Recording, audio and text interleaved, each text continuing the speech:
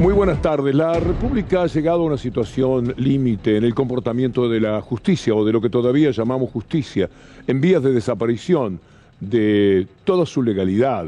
Está deslegitimada, como bien dijo hoy el presidente de la República. La justicia, que tiene como representantes a los 4 integrantes de la Corte Suprema y cámaras federales, y todo lo demás que se corresponde con el carácter de estos hombres, está en una situación límite, con el claro propósito del establishment económico de bloquear la carrera política de Cristina Fernández de Kirchner a través de esta gente, de esta Corte Suprema. Esos 4 hombres solitarios y serviles, apoyados por un entramado de intereses que hace tambalear el valor de la República, enfrenta a una mujer de multitudes, a una mujer que arrastra un pueblo increíble permanentemente. Esos 4 señores representaban el espanto de un país en justicia, a los que nadie eligió. Esta mujer, en cambio, ha sido elegida por vastos sectores de la República en todos los cargos importantes del país. El 50% de esa corte que se opone a ese pueblo y a esa mujer, lo puso un personaje estrafalario que se fugó del país, llamado Pepín Rodríguez Simón. A Cristina Fernández varias veces la ungieron esos millones de personas que aún la acompañan en todo el país. Estos 4 hombres a los que volvemos, elegidos por este señor, increíble episodio de la historia de la justicia en la Argentina, un fugado, un delincuente, a nombre de un presidente que elige la mitad de esa Corte Suprema de Justicia. Esos 4 hombres cuya presencia ofende a la justicia preparan el mismo golpe que se dio en Brasil con Sergio Moro, cuando proscribió a Lula, permitiendo el ascenso de ese absurdo personaje que hundió al Brasil en la miseria y la violencia que es Bolsonaro. Cristina Kirchner sabe que el recorrido de la causa de vialidad, que finalmente termina en estos 4 absurdos personajes, es un insulto jurídico, que los 4 jinetes del apocalipsis de la Corte preparan con el sostén de los poderes fácticos. La rural, los exportadores, los importadores de la locura del dólar y fundamentalmente el Grupo Clarín. Esos 4 hombres elegidos por nadie, bueno, en todo caso por Pepín Rodríguez, por el fugado, y esa mujer sostenida por esos millones y millones de personas que le agradecen lo que ha hecho durante muchos años por la República Argentina. Hoy los títulos de la mafia a la que se enfrenta, los títulos de los diarios, jugaban desde ya el papel decisivo que intentarán en el año de las elecciones. El poder real está dispuesto a cualquier cosa con tal de apropiarse del poder político. Los millones de seguidores que hemos visto tantas veces tendrán algo para decir, seguramente, pero mientras no se pronuncien, mientras no se dé la ocasión, los sectores dominantes se llevan por delante la democracia, el Estado de Derecho y la República. Y por eso, si bien es muy importante todo lo que tenemos para decir sobre la economía, sobre lo que hoy pasó con el dólar, etcétera, importa muchísimo más la República. El dólar va y viene, los problemas económicos van y vienen, y se han afrontado situaciones mucho más complejas en tantas ocasiones. Sin embargo, lo que es la República, el valor de la democracia, el juego de los poderes políticos y el poder real son muchísimo más importantes, porque eso hace a la perdurabilidad del sistema. Por eso vamos a hacer un recorrido que vamos a presentar de esta manera, con el título de Partido Judicial. Y ahí está la presentación. Gracias, Nadia Rojek, por toda esta creatividad que nos permite presentar este tema, el Partido Judicial. Vamos a empezar con palabras tomadas muy brevemente ahora de Cristina Fernández de Kirchner sobre la Corte. El Poder Judicial, devenido en partido político protector del macrismo y perseguidor de los dirigentes de las distintas fuerzas que se le oponen, coloca a los ciudadanos y ciudadanas en situación de libertad condicional. En libertad condicional, de verdad. Los 3 fiscales más importantes, los 3 jefes de fiscales, Maíquez en la ciudad, Contegrán en la provincia, Casal en la nación, responden a esos poderes fácticos, responden a esos poderes reales. El camino que le queda a los fiscales es casi el del heroísmo o el servilismo, no hay término medio. Por eso van a ver ustedes más adelante una increíble, incalificable demostración de apoyo a esta Corte Suprema, que es como demostración de apoyo al Grupo Clarín de magistrados y fiscales, pero eso vendrá más adelante. Ahora habla un verdadero juez, un verdadero hombre de la justicia, alguien que no se olvidó nunca de haber caminado con orgullo de joven a buscar su título de abogado, alguna vez las escalinatas de la Facultad de Derecho. ¿Cuántos parecen haberlo olvidado en la Argentina? Estoy hablando del doctor Raúl Zaffaroni. Todo esto es el lawfare funcionando a 2 velocidades sincronizadas. Hay algunos como Pepín que no se dieron cuenta de esto, armó un escándalo, el tipo se fue a Uruguay, pero si se hubiera quedado acá no le hubiera pasado nada, por eso no se dio cuenta. El lawfare funciona para perseguir a quien tiene enfrente, pero también para proteger, encubrir a los propios. El sobreseimiento de Macri del otro día, que es un escándalo, pero que era esperable. Y la otra velocidad, bueno, yo creo que está en funcionamiento un programa dirigido directamente a la proscripción de Cristina en las elecciones del año que viene. Pasamos por partes. Es interesante recordar por qué decimos desde aquí, y lo sostiene el doctor Zaffaroni allí, que esta Corte en su 50% ha sido elegida por el fugado Pepín Rodríguez Simón, algo que no puede ser, no se puede contar en ningún lado. Usted tiene un amigo en Francia o en Estados Unidos o en Groenlandia y le cuenta por teléfono, ¿sabés que la Corte Suprema de Justicia de la Argentina la eligió un tipo que está fugado, un delincuente? No te puedo creer, le van a decir. Esto es verdad, pero siempre es importante. Tratamos en el programa de hacer constantemente ese recorrido. La prueba, que lo diga el propio Macri. ¿Quién fue el responsable de aquel decreto para nombrar 2 miembros de la Corte Suprema? De esa barbaridad jurídica. ¿Quién fue? Fue una propuesta del equipo. Sí. ¿Quién fue? Fue una propuesta de Pepín Rodríguez Simón, sí. Bueno, Pepín Rodríguez fue quien sugirió, puso a estos 2 hombres que Macri a su vez eligió a dedo y ellos aceptaron, indignos, dicho desde el primer momento, una vergüenza, una barbaridad, 2 hombres que aceptan ir contra la propia Constitución, elegidos a dedo, un presidente que dice vayan ustedes 2 a la Corte, están designados, vayan tranquilos, vayan de mi parte. ¿Esto es un país, es una república o es un dislate? Bueno, creo que la respuesta está demasiado clara. Miren ustedes ahora un comunicado de la Asociación de Magistrados al servicio de Clarín vendría a ser. Asociación de Magistrados al servicio de la no justicia. Magistrados y funcionarios de la Justicia Nacional que expresan su rechazo frente al video publicado por Cristina Fernández de Kirchner, en el que ataca a la Corte Suprema de Justicia de la Nación y a distintos magistrados federales. Pero dicen algo más todavía, con gran desparpajo. Esta institución observa que más allá del absoluto respeto y garantías que le caben a la señora vicepresidenta como ciudadana, de discrepar con decisiones jurisdiccionales que le son adversas, consideramos que quienes ejercen la función pública en la más alta jerarquía deben actuar con equilibrio y mesura en sus críticas y respeto institucional. ¿Quieren que se entregue atada de pies y manos? Aquí estoy, arrésteme sargento y póngame cadenas, quiere que diga. Esa moderación que desde esta institución reclamamos debe extremarse aún más en contextos de debilidad económica y social. Se lo recuerdan, que tendrá que ver, como la que atravesamos, reconocidos desde el actual gobierno.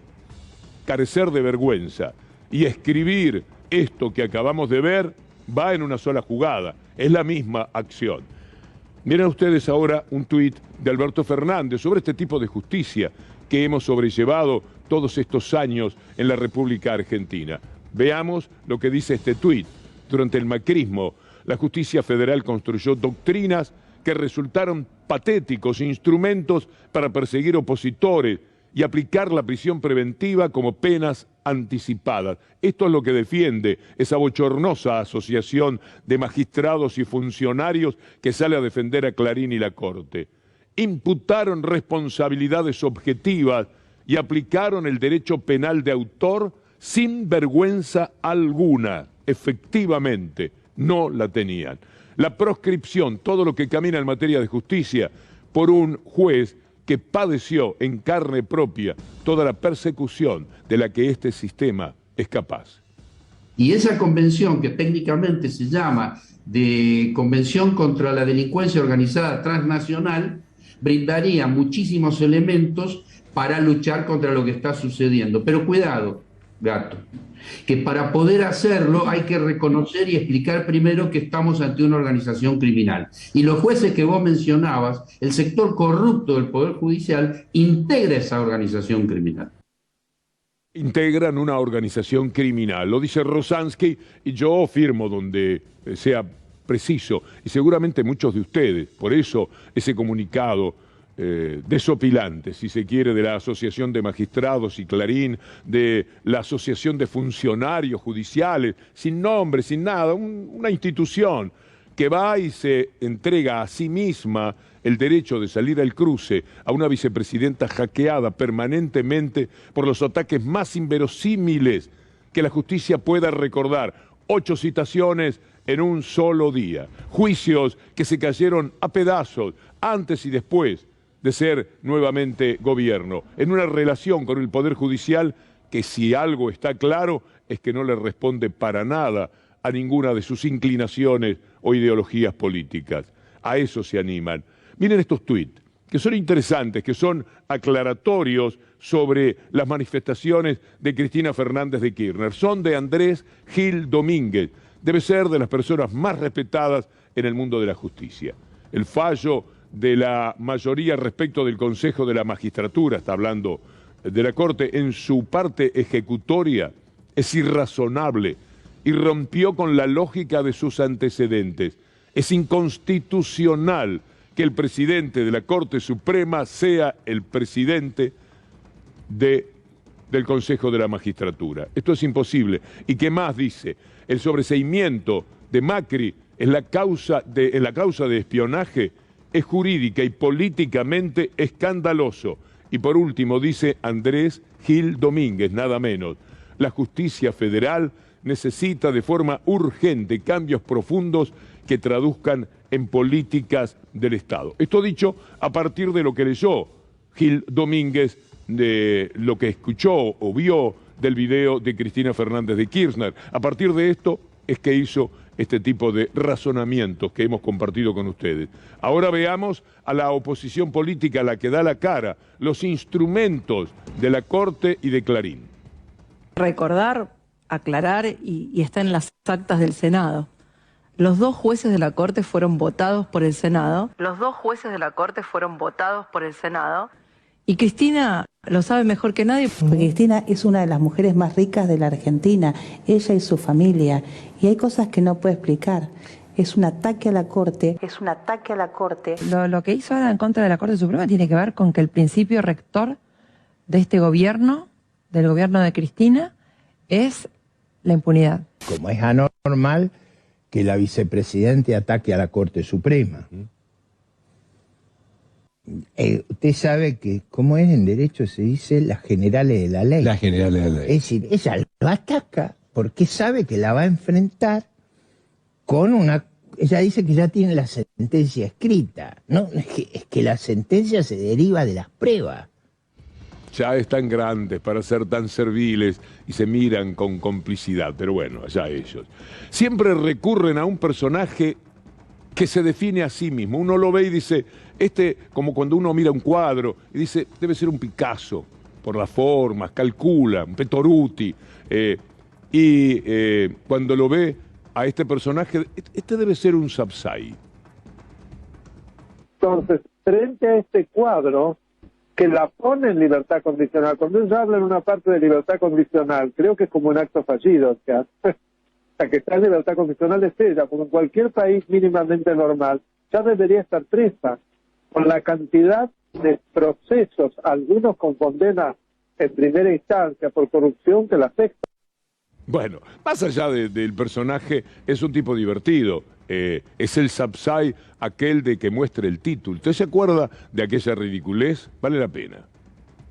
En donde tuvimos a la presidenta ayer como profesora de Derecho hablando, que ya presumía que no era abogada. Ahora tengo prácticamente la convicción.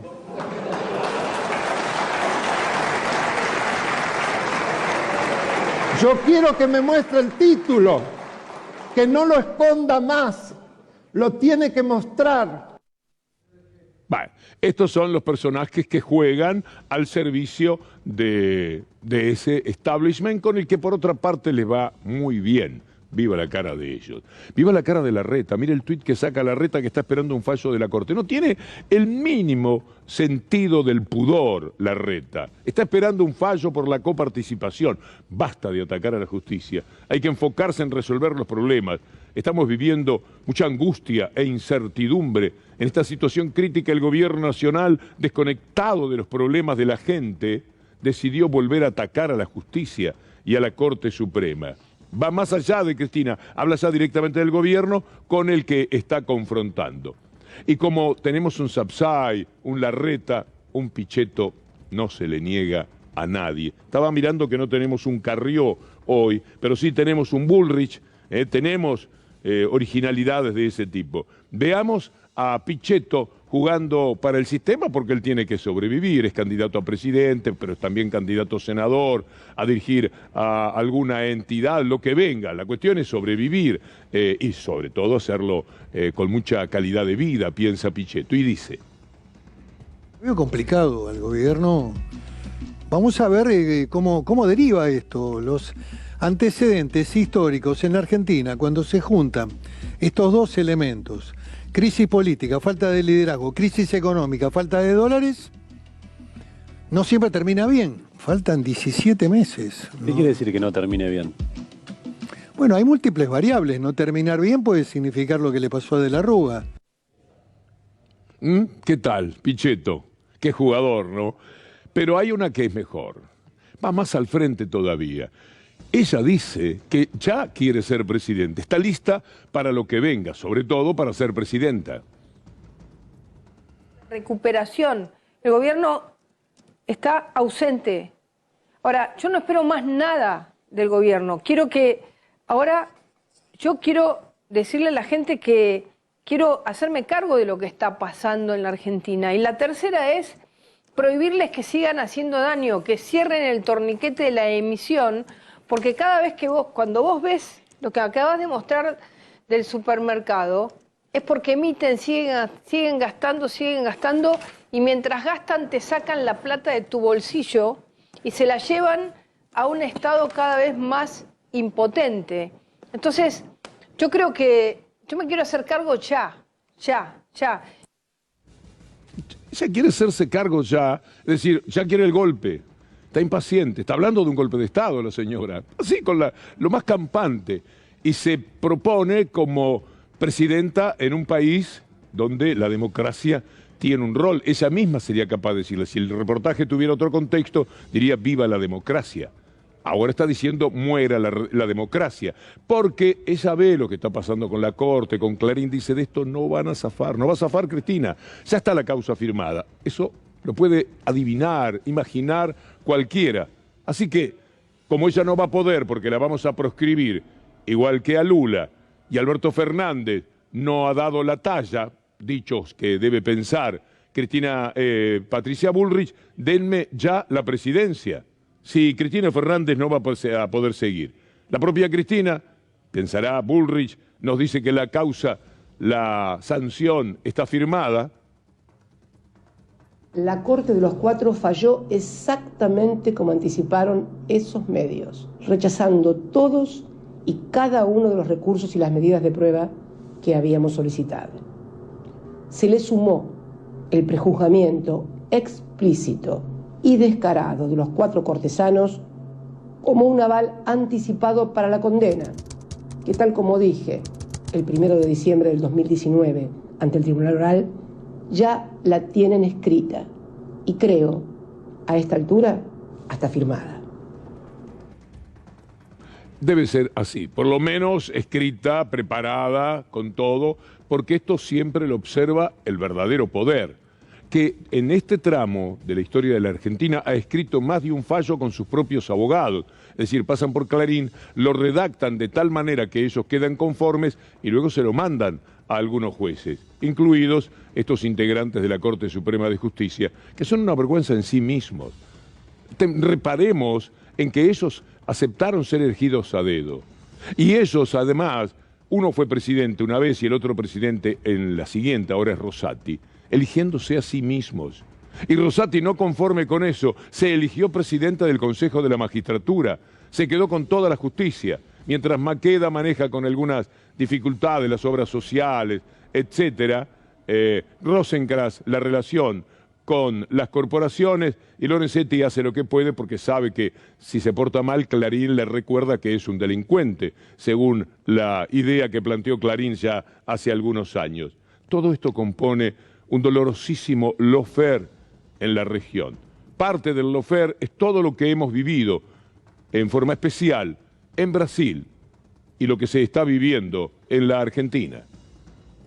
Macri firmó un decreto designando en comisión a Horacio Rosati y Carlos Rosenkrantz como miembros de la Corte Suprema, quienes a su vez aceptaron ser designados de esa forma, violentando la misma Constitución que ellos debían respetar y hacer respetar a todos los ciudadanos.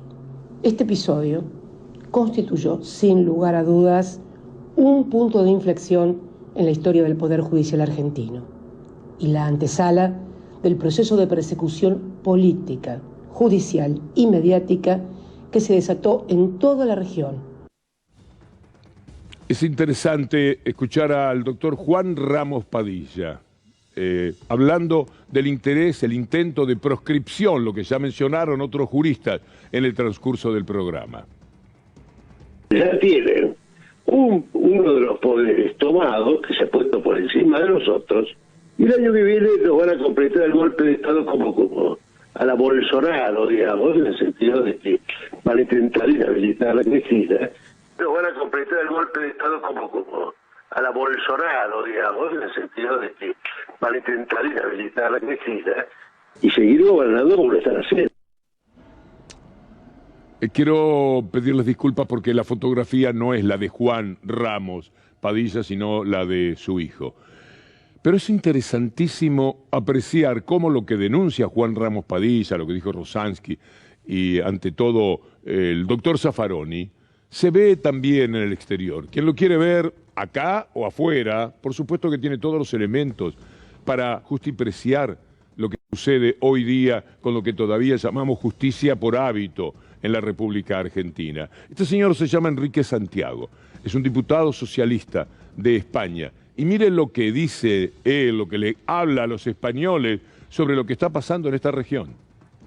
Lula ha sido además el mejor presidente de Brasil y un líder para la integración de los pueblos de América Latina. No es casualidad que por ello mismo, en primer lugar, se diera un golpe de Estado contra Dilma Rousseff en Brasil y 2 años después Lula fuera juzgado y encarcelado y condenado a 12 años por corrupción, nada más y nada menos, ¿no? Obviamente esto abre el paso a la victoria de Bolsonaro electoral y después la justicia brasileña enmienda y dice no era así, nos equivocamos, pero nadie anula la presidencia de Bolsonaro, que sigue siendo presidente. Y esto ha pasado igual a Cristina Kirchner, le ha pasado igual a Rafael Correa, a Jorge Glass, que sigue en la cárcel, Jorge Glass sigue preso, a Fernando Lugo, a Evo Morales. Es decir, una guerra jurídica que ha sustituido con toda desfachatez a los antiguos golpes de Estado con fachadas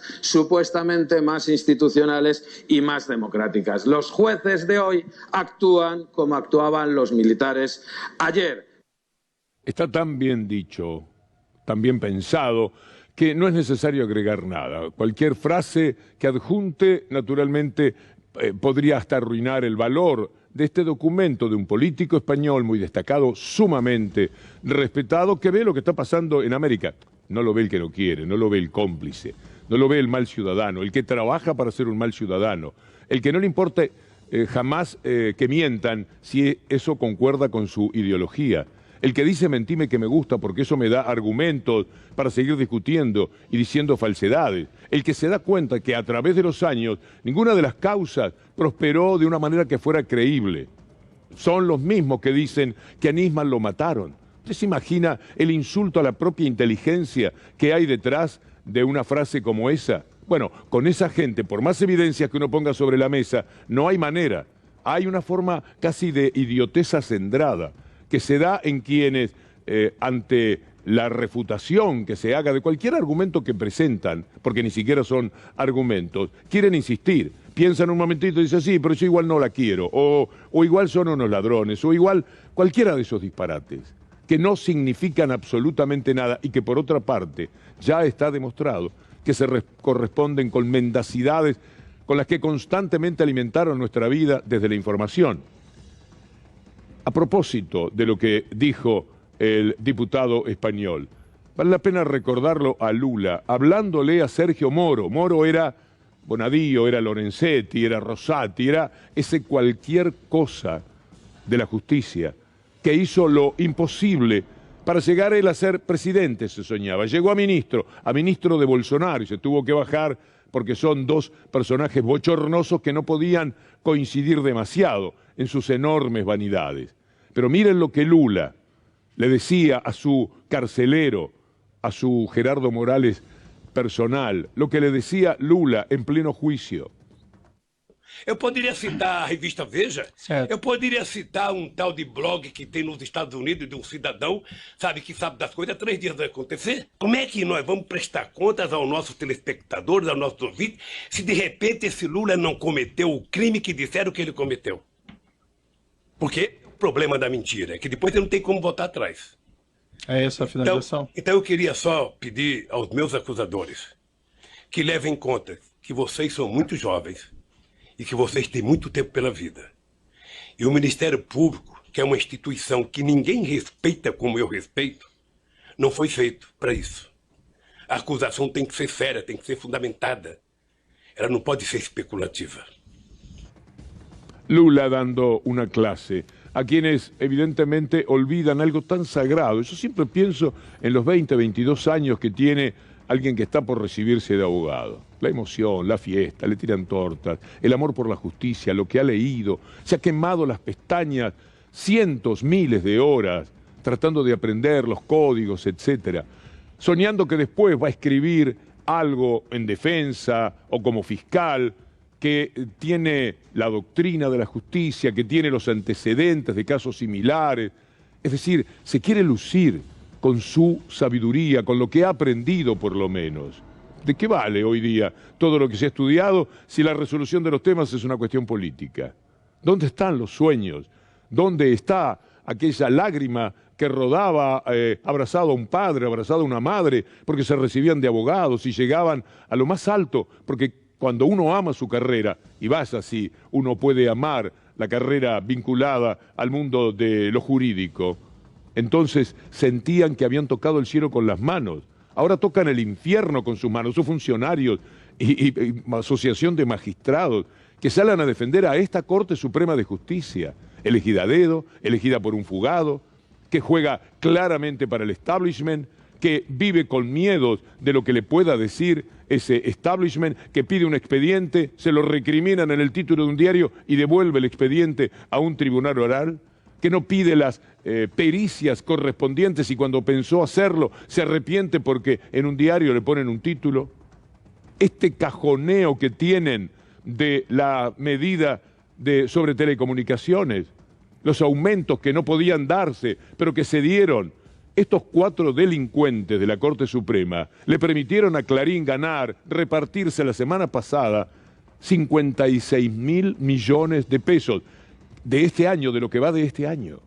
Del año anterior era muchísimo más todavía, porque tienen cajoneada una cautelar que le permite a Clarín seguir haciendo el brutal negocio de cobrarle a ustedes el doble o el triple de lo que correspondía.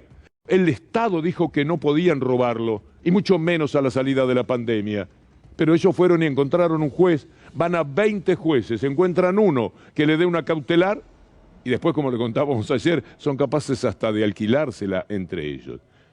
¿Qué persona que tenga hambre de justicia? ¿Qué persona que quiera al derecho puede estar avalando a estos personajes de la Corte Suprema de Justicia?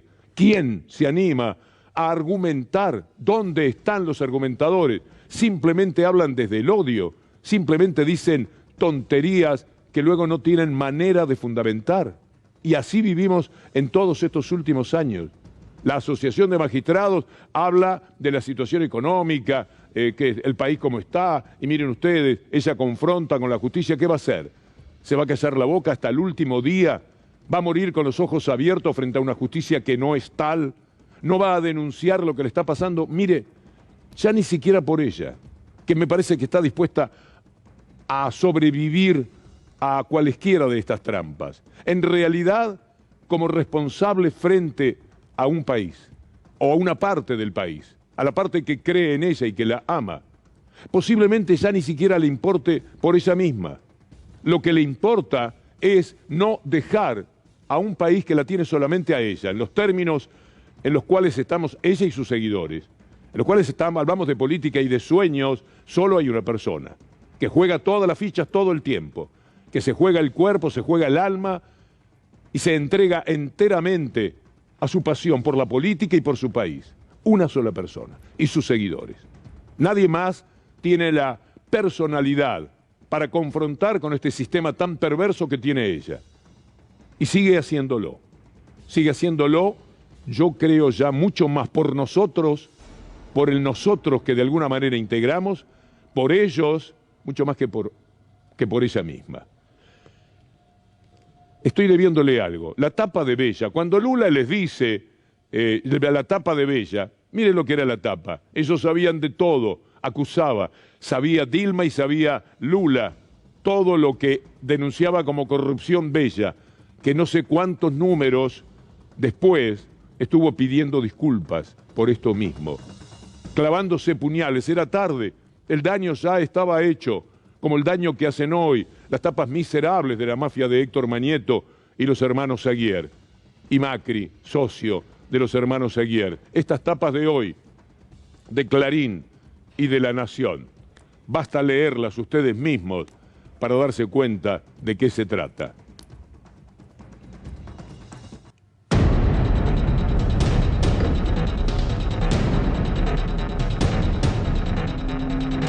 El poder real es capaz de cualquier cosa. Vamos a hacer un recorrido para demostrarlo, porque podríamos decir, el poder real es capaz de cualquier cosa. ¿Y qué me está diciendo con eso? ¿Qué nos dicen cuando no ponen la firma de un documento o de una prueba que a usted lo pueda convencer realmente? Mire usted, vamos a empezar así.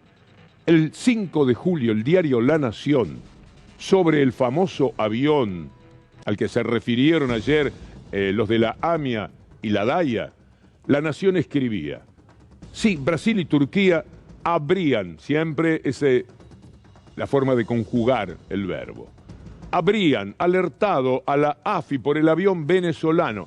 Brasil y Turquía, y la oposición pide investigar a 7 funcionarios. Los diputados Milman y López Murphy presentaron documentación presentaron. Ahora va a ver la documentación en el expediente a cargo del juez Villena. Pobre ese juez Villena, pobrecito, me da una pena.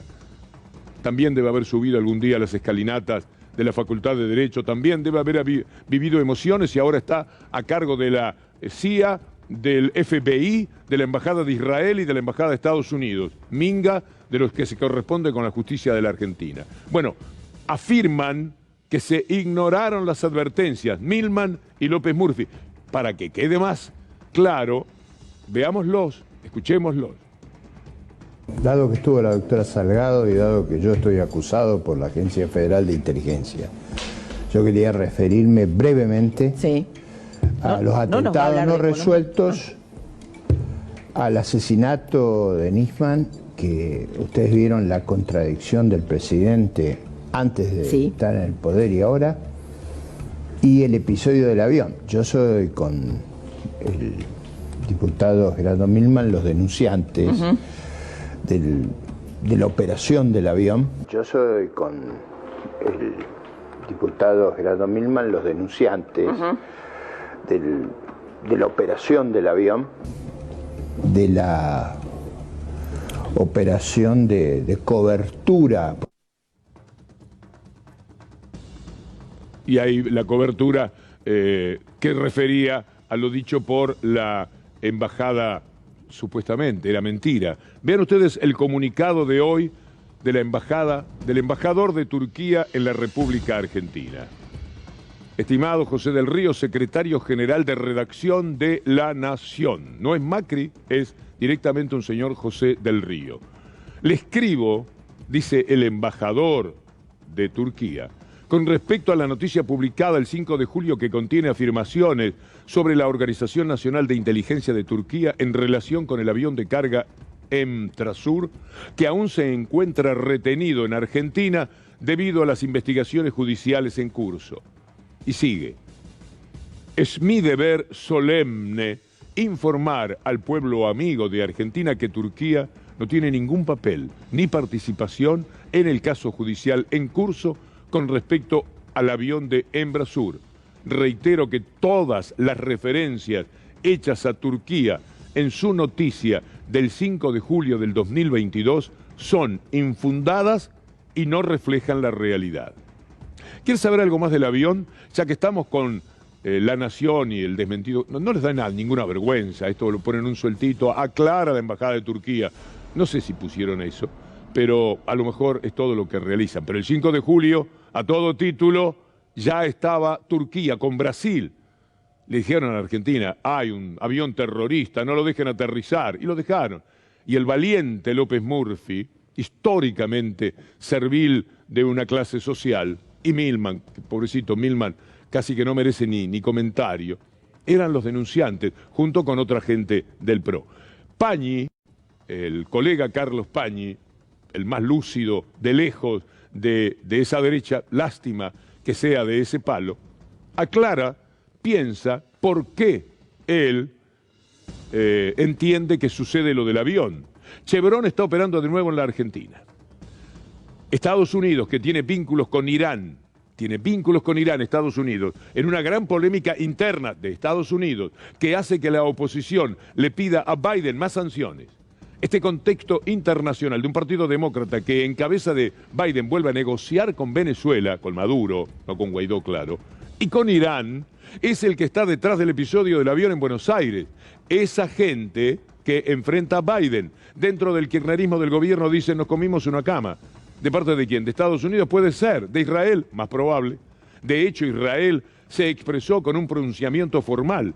Es la batalla de Buenos Aires, una gran victoria de los sectores anti-iraníes que voltearon un avión. Ese avión tal vez no sirve más, debe estar lleno de micrófonos. Es decir, todo un gran invento, que lamentablemente en el 28º aniversario del brutal asesinato en masa de la embajada de AMIA, 2 años después del episodio de la embajada de Israel, llevaron al presidente de AMIA a hablar de ese avión, a 28 años del atentado de la AMIA, participar de esta falsedad, de este absurdo que cualquiera puede detectar. Desde el primer día, pero ya van 42 días en los cuales ha pasado todo esto que cada día les hemos mencionado. Escuchémoslo. Y nos preocupa muchísimo por la falta de claridad. La misma falta de claridad que probablemente movimientos similares que encontramos antes del atentado de la embajada y la AMIA. Asusta mucho, realmente asusta. Ahora tenemos un avión que está acá a menos de una hora y nadie nos da explicaciones. Está con el avión y desarrollando una teoría que naturalmente es un disparate, pero también salió la Daya. A Nisman no lo mataron, no se suicidó. El memorándum con Irán era un acuerdo para dañar a la Argentina, no para tratar de saber, de hacer algo por la verdad después de más de 20 años en los que nada, absolutamente nada, se había sabido, igual que como estamos ahora. Y la Daya sacó un comunicado por el avión también. Es decir, no solo la AMIA, sino la Daya. Ahí está. La reciente retención de un avión de la empresa venezolana Emtrasur, vinculada a la compañía TAL, sancionada por Estados Unidos, por sus vínculos en actividades terroristas, es una consecuencia que se desprende de la impunidad de más de 30 años del primer ataque terrorista sufrido en Argentina. Todo esto es falso. Dado los antecedentes de los 2 atentados terroristas perpetrados en la República Argentina, la presencia del avión en el país se transforma en un hecho de extrema gravedad y los poderes del Estado deben tomar medidas contundentes y profesionales. Bueno, ya terminaron tomando medidas contundentes como pide la DAIA. Los 19 tripulantes del avión pasean por Buenos Aires, viven los espectáculos, los de tango particularmente les gustan muchísimo, comen en los mejores restaurantes, sostenidos por un Estado que les tiene que pagar porque no tiene de qué acusarlos. Finalmente la DAIA dice, es imprescindible que se esclarezca este caso y los delitos todavía impunes en los que Irán está involucrado, esa es otra historia, para evitar nuevas tragedias. Finalmente, todo esto lo desmiente el propio diario La Nación, que se ve que tiene un articulista que dijo, che, vamos a decir algo que se parezca un poco a la verdad. Y escribe y se ve que sortea el control editorial y consigue poner a 40 días de la llegada del avión sospechoso, hay indicios, pero no evidencias concretas de terrorismo. La investigación judicial permitió reunir indicios, pero no pruebas que sostengan una sospecha firme, como la que requiere una indagatoria. No pueden hacer la indagatoria. No hay aún sustancia para construir una imputación, no hay imputación. Pasean por Buenos Aires los tripulantes del avión. Los investigadores están cuchareando la lata hasta el final a ver si hay algo. Es decir, no encontraron nada cuando abrieron la lata, no encontraron nada cuando rompieron los asientos para ver si había algo adentro. Esto lo admitieron en los tribunales. Sin embargo, lo que no alcanza para construir una imputación penal formal sobra para el mundo de la inteligencia, que se ilusiona con lo que pueda encontrarse en los aparatos electrónicos de los venezolanos e iraníes que están siendo analizados por las fuerzas de seguridad. Bueno, vamos a hacer una pausa. Sí, está bien lo que me dice mi guía Federico Ferro. Y enseguida volvemos para... Hay un título, Usar la lapicera. ¿Les gusta como título? Van a ver por qué. Ya venimos.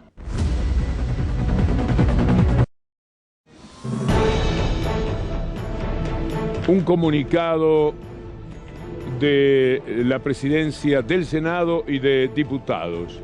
El aumento para los empleados del Congreso no es para los legisladores. Es importante aclararlo porque inmediatamente, ya sabiendo que no era para los legisladores, por lo que ustedes van a ver, los invito a leer, ya sabiendo que esto iba a ser así, que no era para los legisladores, en Clarín publicaron en medio de la crisis, qué desvergonzado, le aumentaron un 69% el sueldo a los empleados del Congreso y la suba a diputados y senadores podría ser igual. Él podría, la conjugación famosa. Ya sabían que no, porque si no lo hubieran puesto de una. Pero le quieren dejar a la gente la idea para que se enoje, porque el que lee esto, ¿con quiénes se enoja? Con los diputados y los senadores. No se va a enojar con los empleados del Congreso, porque le dan lo que en muchas paritarias surge, el 69% de aumento en un país que tiene una inflación que ya conocemos cuál es. Un dato importante es que el gobierno, desde su primer día hasta hoy, está un punto arriba de la inflación en materia de salarios. Lo único que está perdido en salarios es el 20% que cayó durante el régimen neoliberal. Pero eso es otra historia, la vamos a tratar en otro momento. No es verdad la sugerencia, ponela de nuevo, porque es increíble.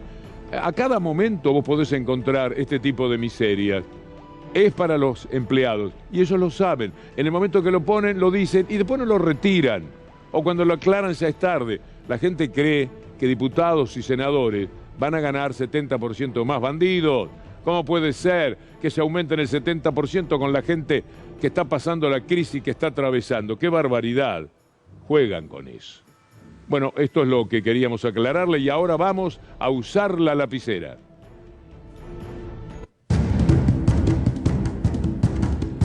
Bueno, bendita sea la lapicera si permite hacer justicia, porque todos aquellos que han trabajado y han sido estafados por el capitalismo, que no les reconocieron los aportes o que tuvieron que trabajar sin aporte por las circunstancias económicas que determinaron que esa fuera su vida.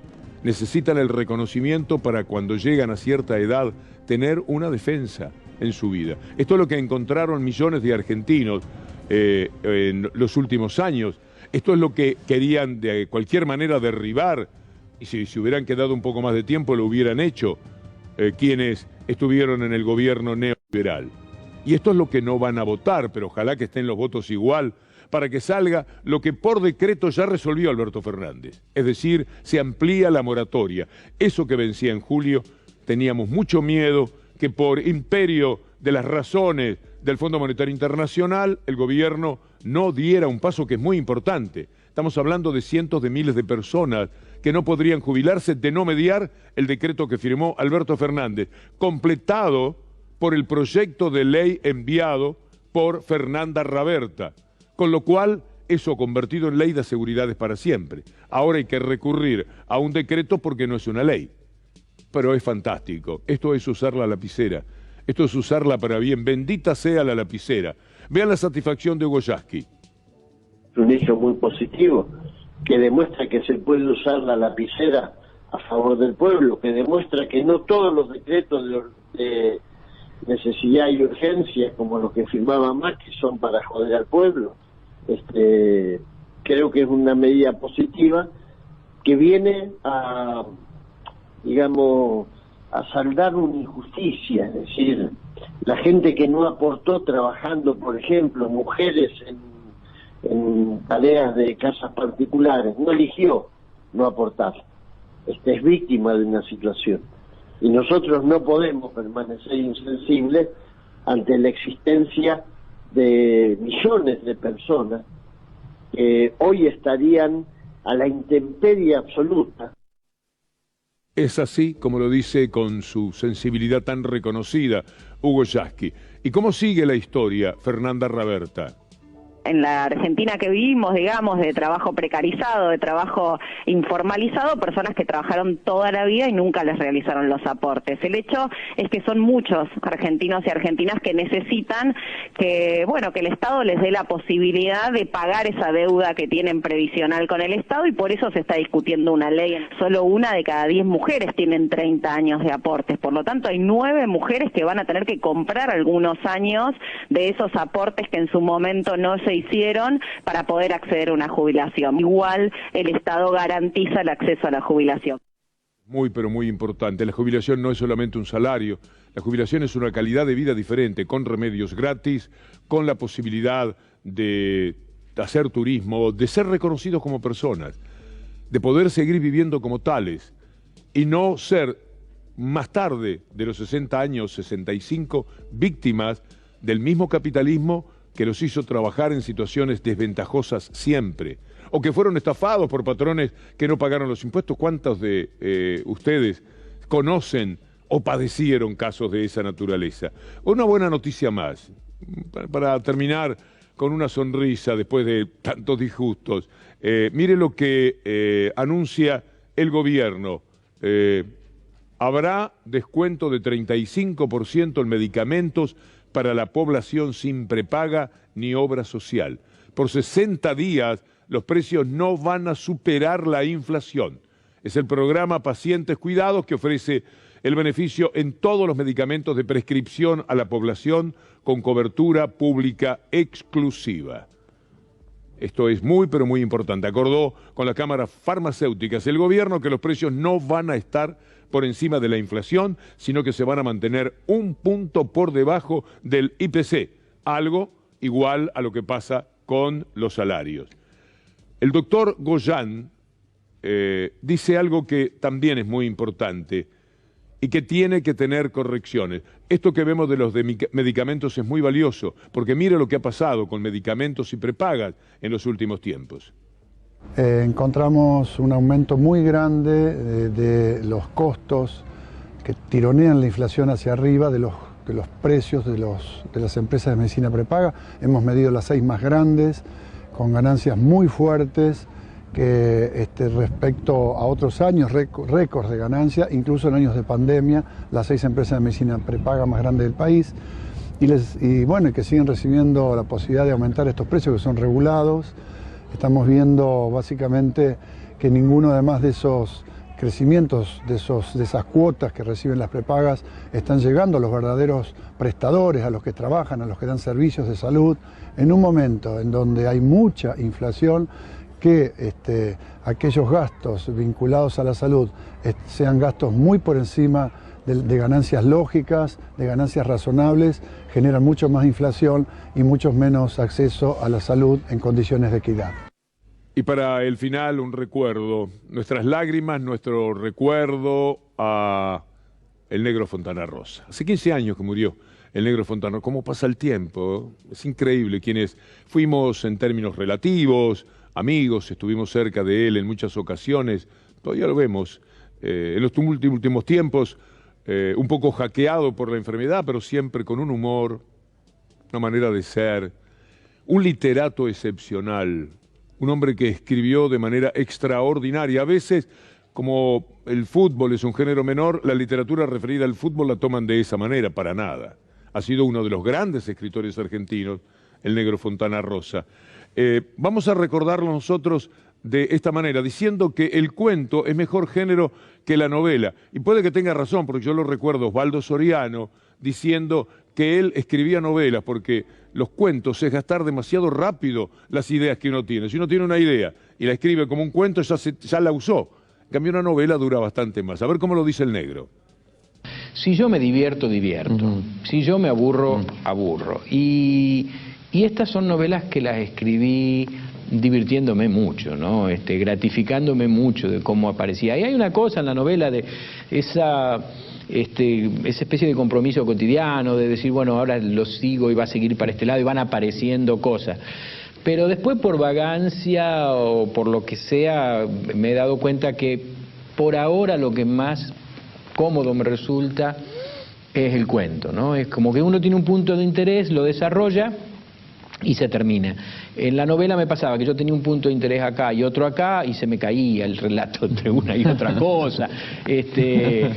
Pero uno sigue esperando hacer la gran novela que divida la literatura mundial en antes y después. El nuevo Quijote. Claro, el Quijote en Fontana Rosa. Quijote 2, el regreso, como harían los norteamericanos. Pensemos que Borges no escribió novelas, por ejemplo. Bueno, nos despedimos. Tiempo para nada, solo para decirle que llega nuestro buque insignia, minuto 1 con Gustavo Silvestre, y que será un placer, si Dios quiere, reencontrarlos mañana después de nuestra querida Luli Trujillo. Hasta entonces.